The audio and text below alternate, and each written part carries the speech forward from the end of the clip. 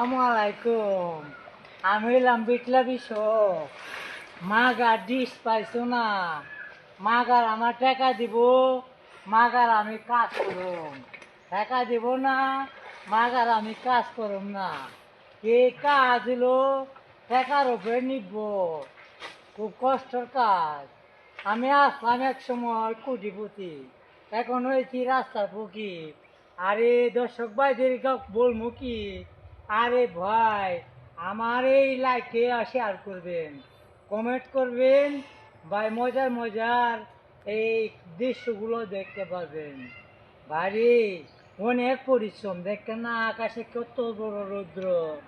এ রৌদ্রের তাপে মাথার চান্দি রে, আরে মাথার চান্দি, মাথার চান্দি আমার গরম হয়ে গেছে। শালা শালা গরম হয়ে গেছে। কই রে, কই আমারে মাল দিস না রে, কই রে বিশু মাল দে, মাল দে, চান্দি গরম হয়ে গেছে। আচ্ছা চাচা, আপনি এখানে কি করতেছেন? এই যে আমি কাজকর্ম করতেছি। আচ্ছা, এটা কি কাজ? এই আমি দেখতেছি এখানের মধ্যে ফেনা আছে পুকুরের মধ্যে।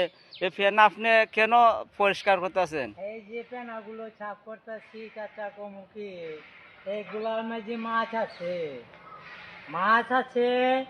এই পেনায় যা আবর্জনা লেগে গেছে, এই আবর্জনা যদি পরিষ্কার না করি খেলার মাছগুলো মরে যাবে, বিটলে যাবে। আচ্ছা চাচা, বিটলে যাবে। আমি এই ফেনার সম্বন্ধে একটু জানতে চাই। এই ফেনাটা কি বাংলাদেশে উৎপাদন হয়েছে না? অনেক লোক বলে এই ফেনাটা এক বন্যার সময় জাপান থেকে না কিতা এসেছিল। হ্যাঁ, এটা কিভাবে এসেছিল সে বিষয়ে একটু আপনি বিস্তারিত আপনি বলেন। আপনি ঠিকই বলছেন। এটা ব্রিটিশের আমল, এটা কাটাসে বিধি ছিল, ওই কাটাসে বিধিছে ওইগুলো আবর্জনা এই তৈরি করছে। এই আবর্জনা ছিল না আগে, হ্যাঁ। পায় পরিষ্কার ছিল, কত বাংলাদেশ জীবন মুক্ত বাংলাদেশ ছিল।